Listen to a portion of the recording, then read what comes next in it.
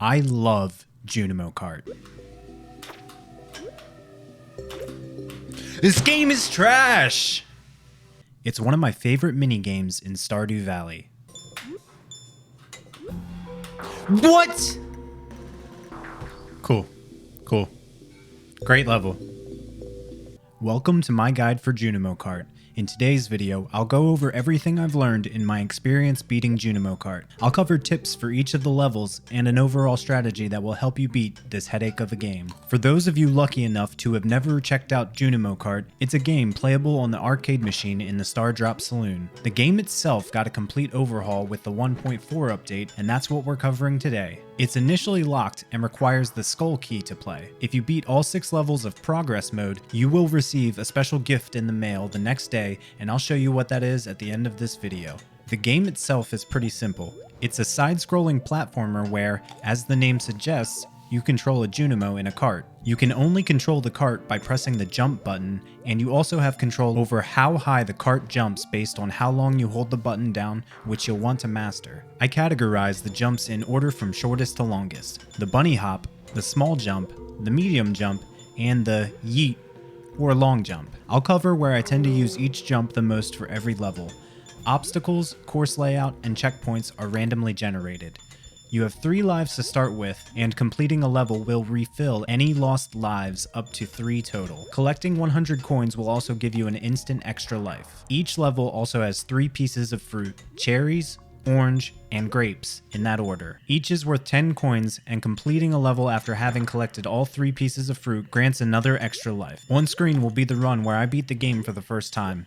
I'll cut to other runs in a couple of places because there are 2 level options on levels 2, 3, and 5, as well as an option to skip level 3 entirely. We can talk about how long this took me to beat after we run through the level mechanics. Crumble Cavern is the first level, and it's pretty straightforward.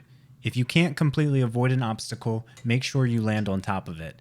This goes for all obstacles in the game except the ghosts on level 4 and the pink mushrooms on the level 5 mushroom level. I like to use a lot of bunny hops on the small gaps, and everything else can be cleared using small and medium jumps. You'll rarely need to use the long jump for this one. You'll want to take some time practicing this level and getting a feel for the mechanics if this is your first try. It may seem hard at first, but focus on your timing. The coins are also useful guides for your jumps most of the time. If you jump over a coin, you may be jumping too high or starting your jump from the track too early. Pay attention, and it should come to you over time. Muscle memory from practice will get you through this game because it will take more than just luck.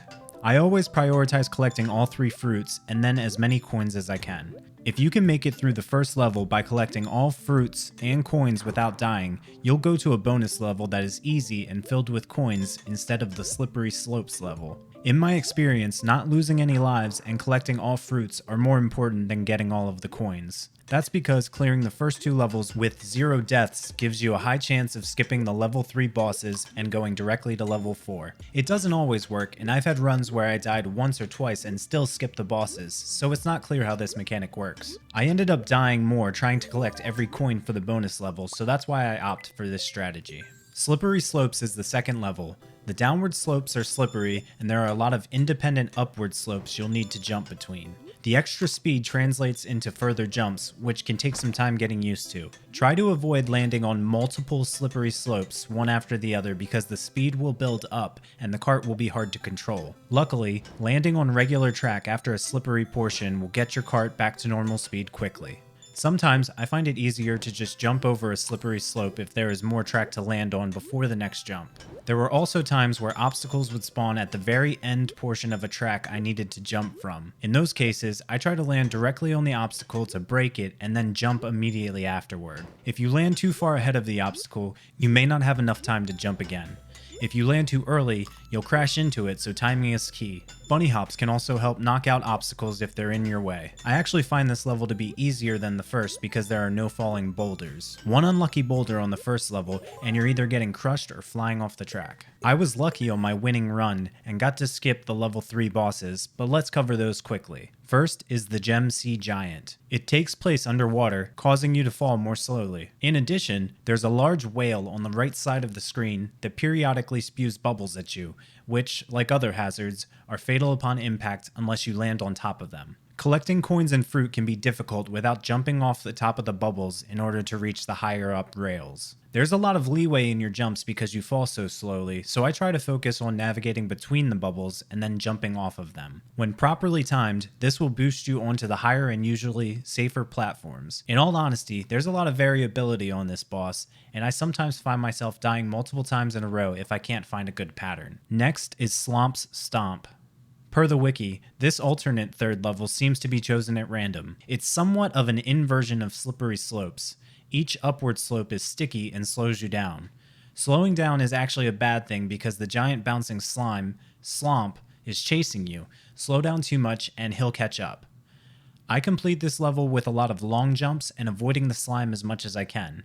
When there are upward slopes with slime that you have to land on, I aim for the very end of them and immediately jump off when I hit. This usually retains enough speed so that I'm not getting stomped. I prefer skipping the boss levels altogether when I can, but I prefer Slumps Stomp over the Gem Sea Giant because it feels more consistent and less volatile. Level 4 is Gastly Galleon, where you move faster so your jumps cover larger gaps, and you have less time to react to what's going on. Additionally, there are ghosts, which move in circular patterns and are fatal on contact even if you land on them. A lot of the small gaps can be cleared by bunny hops and small jumps. There are also a lot of jumps that require you to full send it. Try and leave the track as late as possible so you can clear these long gaps. It's easy to get into a rhythm on this level once you've played it enough, but you can lose that rhythm very quickly. Try to land before the ghost when possible so you have an extra move to decide whether you can jump them or go under them. They also make a stupid ghost noise when you hit them like they're mocking you. The footage on screen is from my first winning run, so I'll let it play out and catch up with you on the next level.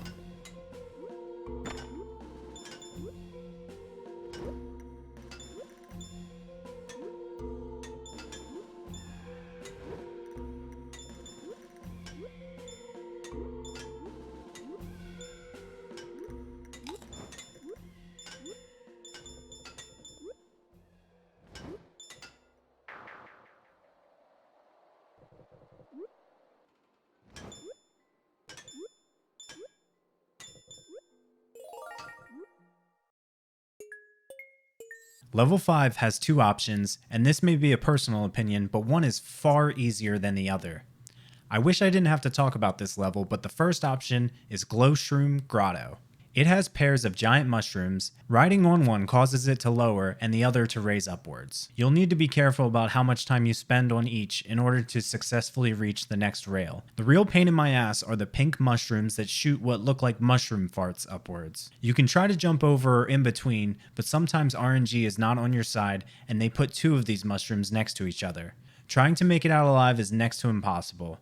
There are also smaller purple mushrooms that you can bounce off of, but the bounce feels very unreliable to me, and I had a hard time figuring out when to just land on it versus when to jump off of it.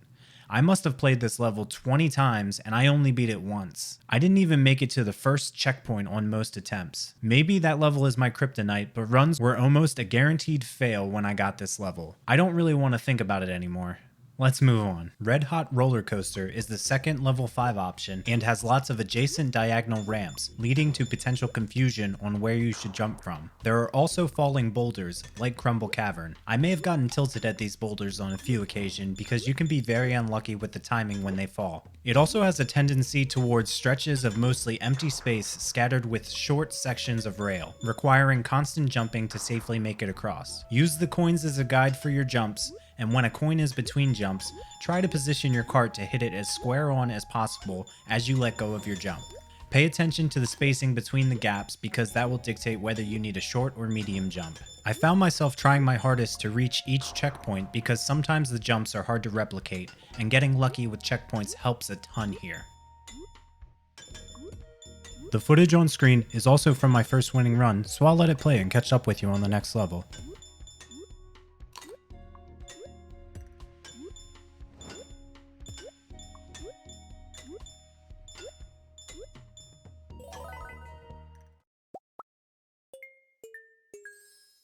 The sixth and final level is Sunset Speedway. It's full of short rails at varying heights, making it very easy to slip off and fall to your doom.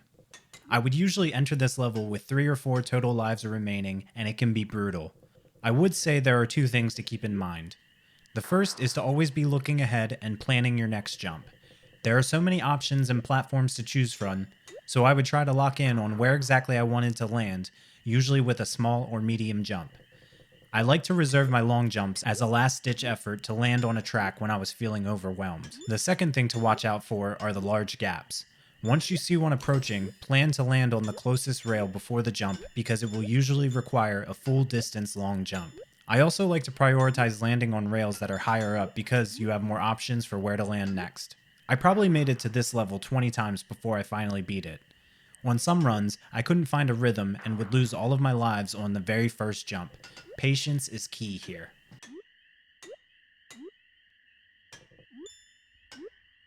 The footage on screen is also from the first time I beat Sunset Speedway and the game, so I'll let it play and catch up with you at the end.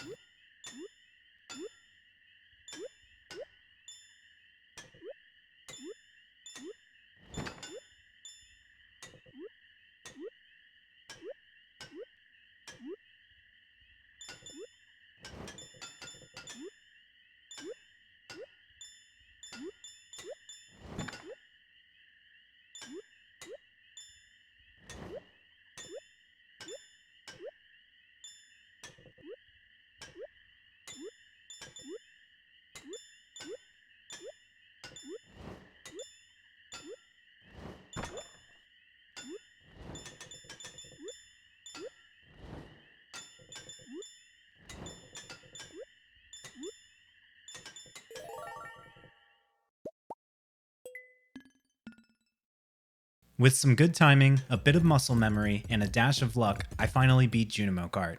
It took me just over 6 hours of tries when I was really hoping to knock it out in 3 or less. I don't really have much experience with platformer games, but I thought this was a fun adventure. Well, apart from the dozens of times I got tilted or whenever I had to face the mushroom level. Seriously, I can't emphasize how much of a pain Glow Shroom Grotto was for me. With that out of the way, it was time to throw back a few drinks with friends in celebration.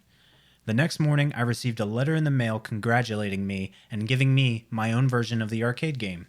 Great. Well, that's all I have for now, but I'll be back very soon with some more Stardew content. Like the video, consider subscribing, and thanks for watching.